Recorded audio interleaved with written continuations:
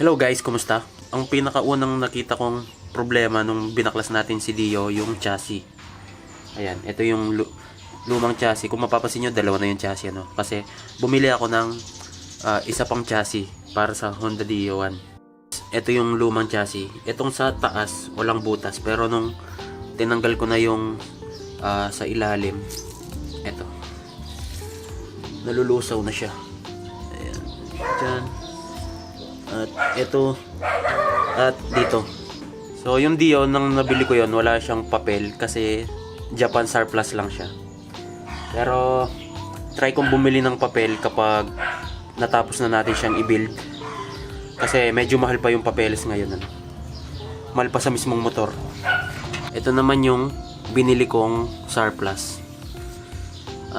Medyo may kalawang na rin kaso nilagyan ng primer para di halata, ano. Tapos, meron na rin meron siyang maliit na butas. Ito. Ayan. Pero hindi gaano kalala tulad nung isa doon.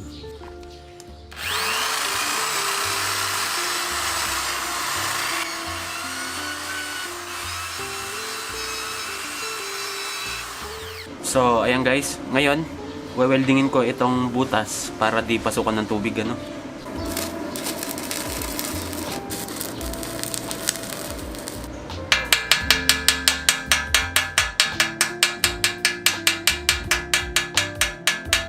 So, ayan na guys, natakpan ko na yung mga butas. Medyo nahirapan lang ako mag-weld kasi manipis tong bakal, nabubutas. Pero natakpan ko naman, hindi na masyadong lumaki.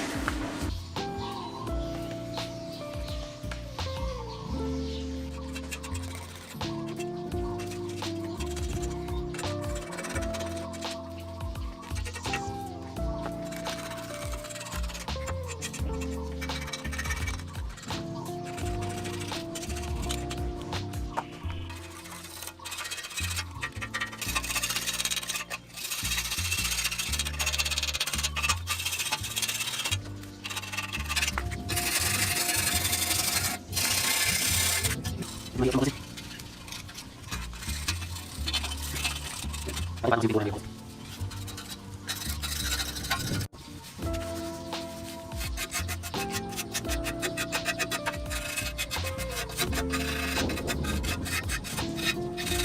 So, ayan na guys. At magagabi na. Tutuloy ko na lang to bukas. Maghapon ko nang binabaklas yung paint. Bukas gagamitan ko siya ng steel wire. So guys, umuulan ha, kaya maingay. Ngayon, umpisa na natin.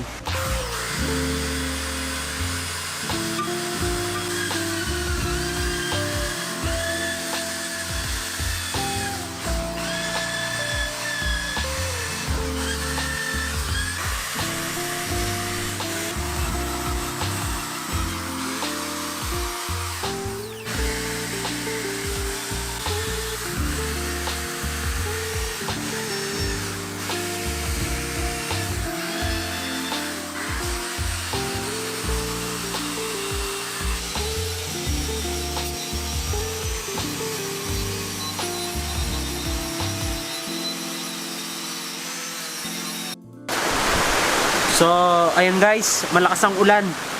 At nabanlawan ko na siya, natanggal ko na yung lumang paint. Ngayon papahiran ko ng rust converter. Pinapatuyo ko lang ng konti.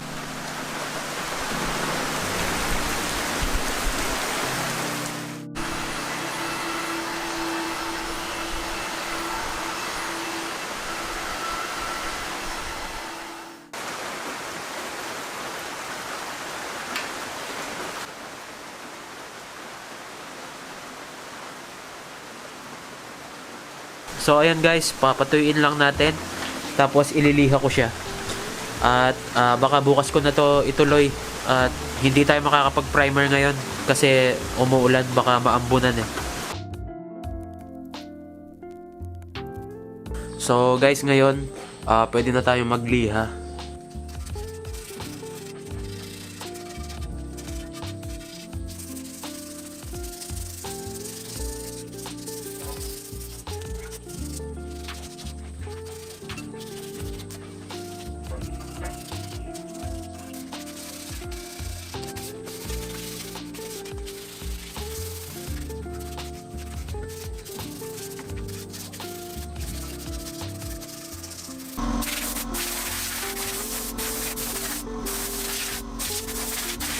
So guys, ngayon pwede na tayo mag-primer. Ito muna ang anti-corrosion. Halo muna natin. Ang mixing ratio ko sa primer, so una 3:1, 3 part primer tapos 1 part catalyst. Tapos 1 part catalyst.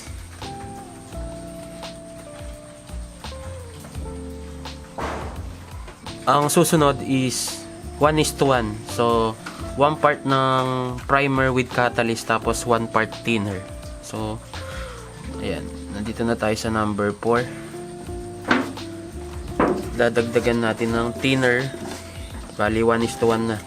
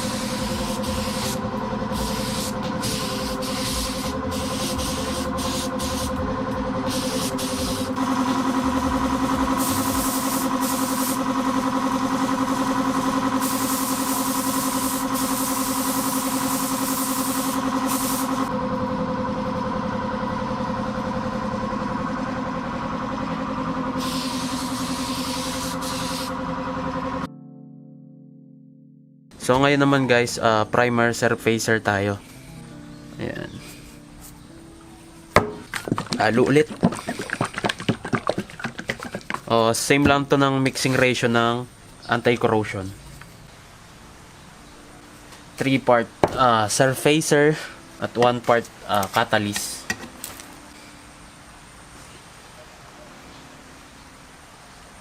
One part na surfacer with catalyst at 1 part thinner.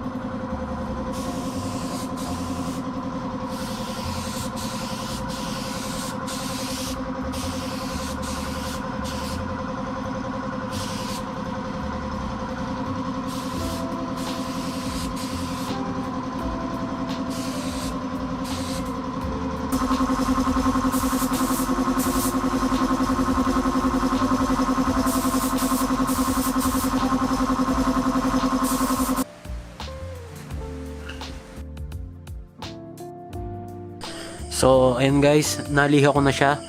Ngayon, pwede na tayong mag-base coat. Ito yung pintura natin.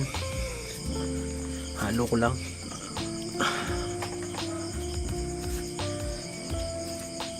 So, ang pintura natin, metallic black.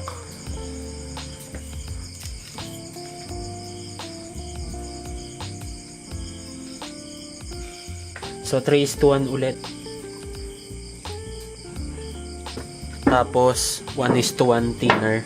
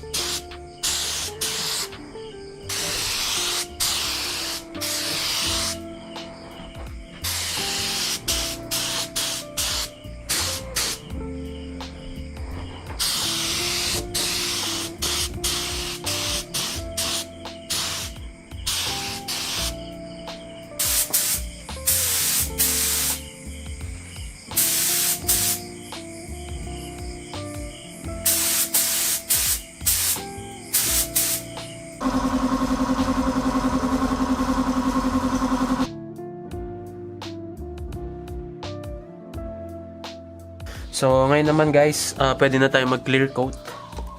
So, 3:1 din ang mixing natin dito.